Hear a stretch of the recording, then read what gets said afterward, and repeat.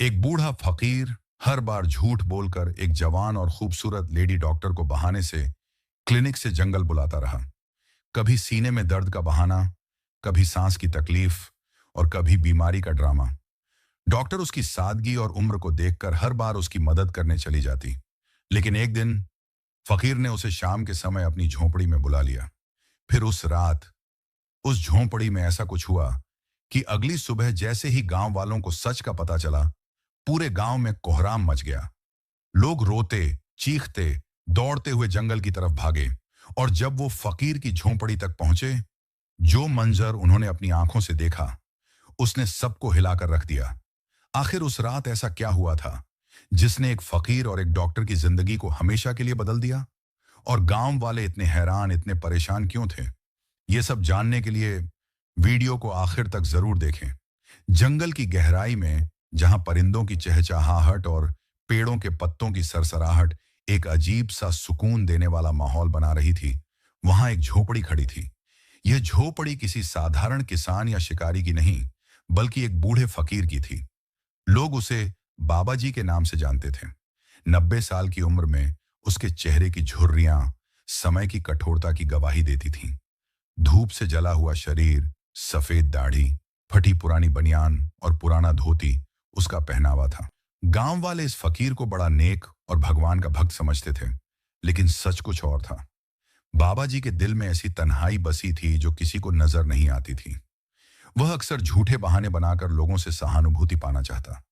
कभी कहता कि सीने में दर्द है, कभी कहता कि सांस लेने में दिक्कत है, और कभी कोई नई बीमारी गढ़ लेता। उसी गांव में एक सुंदर और शिक्षित 30 वर्षीय लेडी डॉक्टर भी रहती थी। उसका नाम डॉक्टर हिना था। वह शहर से पढ़कर आई थी और गांव के छोटे क्लिनिक में लोगों का इलाज करती थी। गांव वाले उसे केवल एक कुशल डॉक्टर ही नहीं, बल्कि उसकी नरमी, मुस्कान और दिल से बात करने की आदत के कारण भी बेहद पसंद करते थे। हिना की आंखों में एक चमक थी और उसकी शख्सियत में ऐसा आकर्षण था जो हर किसी को अपनी ओर खींच लेता था। फकीर ने पहली बार डॉक्टर हिना को तब देखा जब वह क्लिनिक में दवा लेने गया। वह भीतर गया, हाथ में पुराना कपड़ा पकड़े जोर जोर से खांसने लगा। डॉक्टर हिना ने चिंता से पूछा, बाबा जी, क्या हुआ? फकीर ने खांसी की आवाज निकालते हुए कहा, बेटी, सीना जल रहा है। लगता है कोई पुरानी बीमारी लौट आई है। डॉक्टर हिना ने नरमी से कहा, फिक्र मत कीजिए बाबा जी, मैं देखती हूं। जांच करने के बाद उसने कहा कि सब ठीक है, बस कमजोरी है। उसने दवा दी और कहा कि ज्यादा चिंता न करें। लेकिन फकीर को तो यही बहाना चाहिए था। वह बार बार झूठे दर्द और बीमारियों का बहाना बनाकर क्लिनिक आने लगा। कभी कहता हाथ में दर्द है, कभी कहता सिर में चक्कर आ रहे हैं। डॉक्टर हिना भी सरल स्वभाव की थी। हर बार समय निकालती, मुस्कुराकर उसे बात करती और दवा देती। समय बीतता गया और फकीर के दिल में एक अजीब सा आकर्षण पैदा होने लगा। वह जानता था कि यह एहसास किसी साधारण व्यक्ति के लिए नहीं, बल्कि एक खूबसूरत जवान औरत के लिए है, जिसके पास वह झूठ बोलकर बार बार आता है। एक दिन उसने निश्चय किया कि अब वह डॉक्टर हिना को अपनी झोपड़ी में बुलाएगा। उसने बहाना बनाया कि रात को अचानक तेज बुखार और सांस लेने में तकलीफ हुई। अगली सुबह वह क्लिनिक पहुंचा और बोला, बेटी, अब तो लगता है आखिरी समय पास है। यदि तू कल शाम मेरी झोपड़ी पर आकर देख ले तो बड़ा उपकार होगा। मुझे चलने फिरने की शक्ति नहीं रही। डॉक्टर हिना पहले हिचकिचाई। जंगल के भीतर जाना आसान नहीं था, विशेषकर एक अकेली स्त्री के लिए। लेकिन बाबा जी की बूढ़ी हालत और आंखों में छुपी बेबसी देखकर उसने हां कर दी। अगली शाम जब सूरज पेड़ों के पीछे छिप रहा था और जंगल पर सुनहरी रोशनी बिखर रही थी, डॉक्टर हिना अपना बैग लेकर झोपड़ी की ओर चल पड़ी। रास्ता संकरा था, पेड़ों की जड़ें उभरी हुई थीं और परिंदे अपने घोंसलों की ओर लौट रहे थे। झोपड़ी के पास पहुंची तो फकीर दरवाजे पर बैठा था। उसकी आंखों में अजीब सी चमक थी, जैसे वह किसी का बेसब्री से इंतजार कर रहा हो। आ गई बेटी, उसने धीमी आवाज में कहा। जी बाबा जी, अब कैसे हैं? बस सांस नहीं ली जा रही थी, सोचा तुझे बुला लूं। डॉक्टर हिना भीतर आई। झोपड़ी बेहद साधारण थी। मिट्टी का फर्श, पुराने कपड़े, एक जलता हुआ दिया और कोने में रखी पुरानी लकड़ी की लाठी। फकीर लेट गया और बोला, बेटी, दिल बहुत डर रहा है, लगता है मृत्यु निकट है। डॉक्टर हिना ने जांच की तो सब कुछ सामान्य था। उसने कहा, बाबा जी, आप बिल्कुल स्वस्थ हैं। यह केवल वहम है। फकीर ने गहरी सांस लेते हुए कहा, बेटी सच कहूं तो अब मुझे इलाज से ज्यादा किसी अपने के सहारे की जरूरत है। तू आती है तो दिल को शांति मिलती है। यह सुनकर डॉक्टर हिना चकित हुई, लेकिन उसने ज्यादा सोचा नहीं। वह मानती थी कि यह केवल एक अकेले बूढ़े व्यक्ति के शब्द हैं, जो जीवन के अंतिम समय में साथ और अपनापन चाहता है। अब यह दिनचर्या बन गई। कभी फकीर खुद क्लिनिक आता और कभी डॉक्टर हिना झोपड़ी तक चली जाती। बातचीत के दौरान फकीर उसकी प्रशंसा करने लगा। बेटी, तेरी मुस्कान जंगल के अंधेरों को भी रोशन कर देती है। तेरे हाथों का स्पर्श मुझे नई जिंदगी दे देता है। शुरुआत में डॉक्टर हिना यह बातें केवल एक बूढ़े की भावुकता समझकर अनदेखा करती रही, लेकिन धीरे धीरे उसके दिल में भी एक नरम कोना बनने लगा। वह सोचती थी कि शायद यह प्रेम नहीं बल्कि सहानुभूति है, पर मन के किसी हिस्से में वह भी उसके इंतजार में रहने लगी। एक दिन तेज बारिश हो रही थी। मिट्टी की सुगंध पूरे जम, बारिश की बूंदें छत पर बजती रहीं और झोपड़ी के भीतर एक अजीब सा सन्नाटा छाया हुआ था। फकीर के शब्दों ने डॉक्टर हिना के दिल में हलचल मचा दी थी। वह सामने खड़ी थी, हाथों में बैग पकड़े, आंखों में हैरानी और होंठों पर खामोशी। बाबा जी, उसने धीमी आवाज में कहा, आप जानते हैं आप क्या कह रहे हैं? आप मेरी उम्र से 3 गुना बड़े हैं। लोग मजाक उड़ाएंगे। फकीर ने आह भरी और जमीन की ओर देखा। हाँ बेटी, नहीं, अब तुझे बेटी नहीं कह सकता। मैं जानता हूं कि यह दुनिया हंसेगी, लोग मुझे पागल कहेंगे, मगर यह दिल है ना, यह किसी की नहीं सुनता। डॉक्टर हिना का दिल जोर से धड़क रहा था। वह खुद को रोकना चाहती थी, मगर उन बूढ़ी आंखों में जो तन्हाई और सच्चाई दिख रही थी, उसने उसकी आत्मा को छू लिया। कुछ पल वह चुप रही, फिर धीरे से बोली, मुझे समझ नहीं आ रहा कि यह हमदर्दी है या सचमुच प्यार, लेकिन इतना जरूर कह सकती हूं कि आपके बिना मेरा दिल भी खाली लगता है। फकीर की आंखों में चमक आ गई। वह पहली बार मुस्कुराया, एक ऐसी मुस्कान जो बरसों बाद उसके चेहरे पर आई थी। अब दोनों के बीच एक नया रिश्ता बन चुका था। डॉक्टर हिना अब केवल एक डॉक्टर नहीं रही, बल्कि फकीर की जिंदगी की रोशनी बन गई। वह अक्सर झोपड़ी पर आती और घंटों बातें करती। वह अपने बचपन, शहर की जिंदगी और अपने सपनों के बारे में बताती। फकीर अपनी पुरानी यादें सुनाता। जब मैं जवान था तो समुंदर के किनारे मछलियां पकड़ता था। हाथ मजबूत थे, मगर दिल हमेशा खाली रहा। शादी की, मगर पत्नी जल्दी ही मर गई। फिर मैंने दुनिया छोड़ दी और इस जंगल का हिस्सा बन गया। डॉक्टर हिना हैरान होकर सुनती। वह सोचती कि यह बूढ़ा इंसान जो सबको फकीर और अकेला नजर आता है, अंदर से कितना टूटा हुआ है। एक दिन गांव में चर्चा होने लगी। कुछ औरतों ने देखा कि डॉक्टर हिना अक्सर जंगल की ओर जाती हैं। वे हंसती और कानाफूसी करती। डॉक्टरनी और वह बूढ़ा फकीर, कुछ तो है मामला। बात धीरे धीरे फैल गई। एक दिन क्लिनिक में एक औरत ने खुलकर कह दिया, डॉक्टरनी जी, आप तो अच्छी भली जवान और खूबसूरत हैं। वह बूढ़ा फकीर आपको बार बार क्यों बुलाता है? यह सुनकर डॉक्टर हिना का दिल चोट खा गया। उसने हल्की मुस्कान दी, मगर भीतर ही भीतर सोचने लगी कि लोग कितनी आसानी से बिना कुछ जाने जज कर लेते हैं। शाम को वह सीधी झोपड़ी पर पहुंची और फकीर से कहा, बाबा जी, लोग बातें बनाने लगे हैं। फकीर ने खामोशी से उसकी ओर देखा। मैं जानता था यह दिन आएगा। दुनिया कभी नहीं समझेगी कि मेरे दिल में कैसी मोहब्बत है।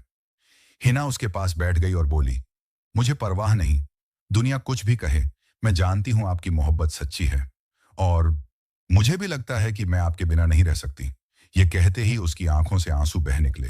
फकीर ने कांपते हाथों से उसके आंसू पोंछे और कहा, खुदा ने मेरे खाली दिल को तेरे जरिए भर दिया। अब अगर मौत भी आ जाए तो मुझे कोई गम नहीं। समय बीतता गया। जंगल अब उनके लिए एक पनाहगाह बन चुका था।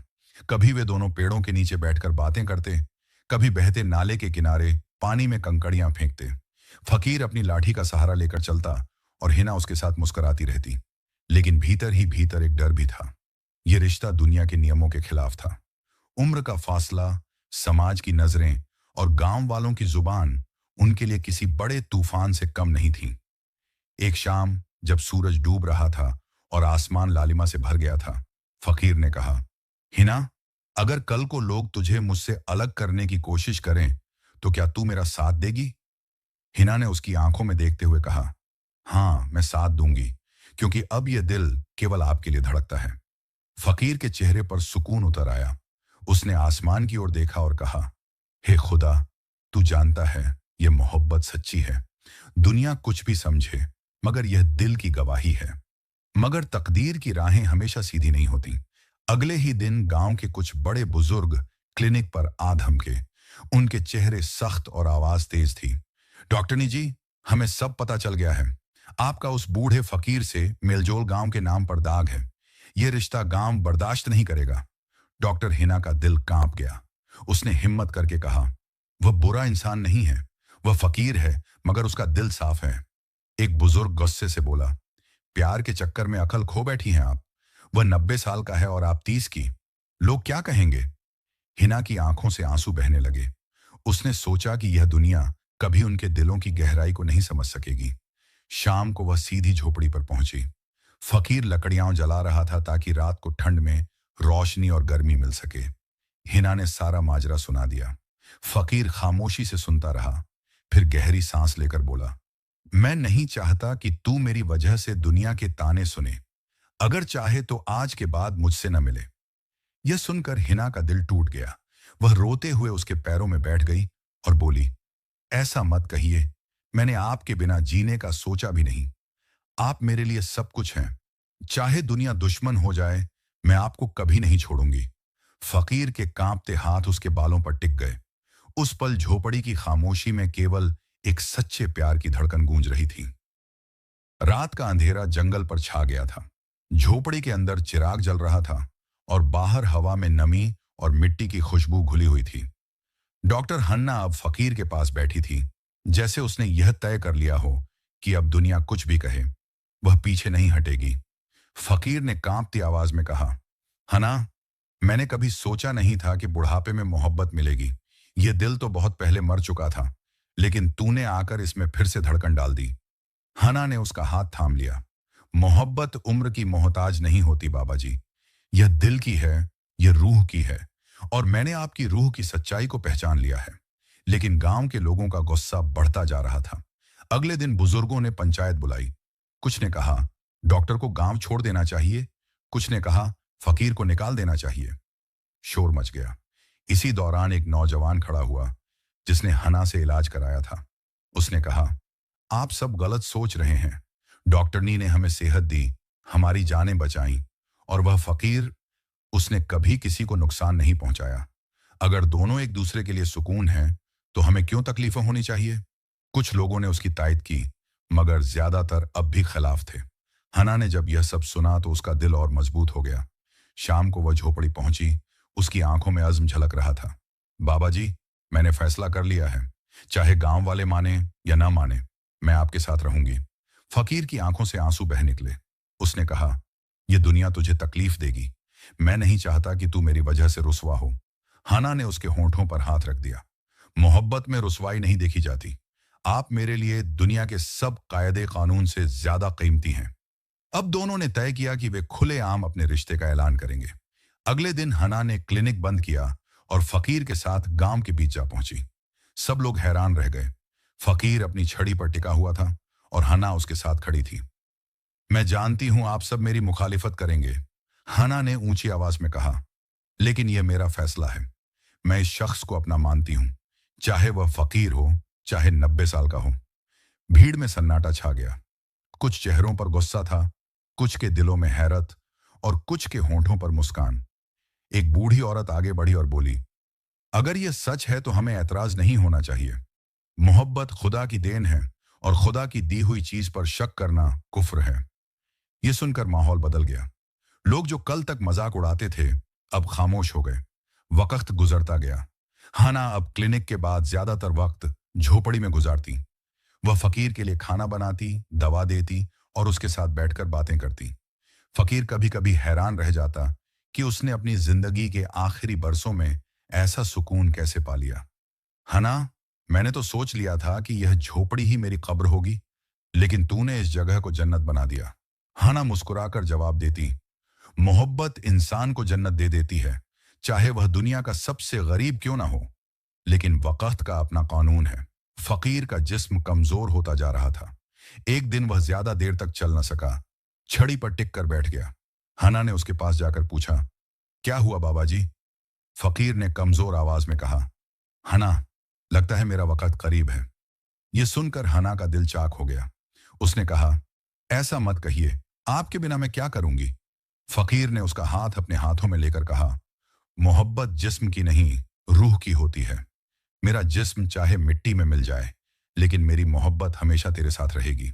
कुछ दिन बाद एक सुबह झोपड़ी में चिराग बुझा हुआ था। फकीर बिस्तर पर लेटा था। उसके चेहरे पर सुकून था। हना उसके पास बैठी आंसू बहा रही थी। फकीर ने आंखें खोली और आखिरी बार कहा, हना, शुक्र है कि मेरा दिल खाली नहीं मरा। तूने मुझे मोहब्बत दी। ये कहकर उसने आंखें बंद कर ली और हमेशा के लिए खामोश हो गया।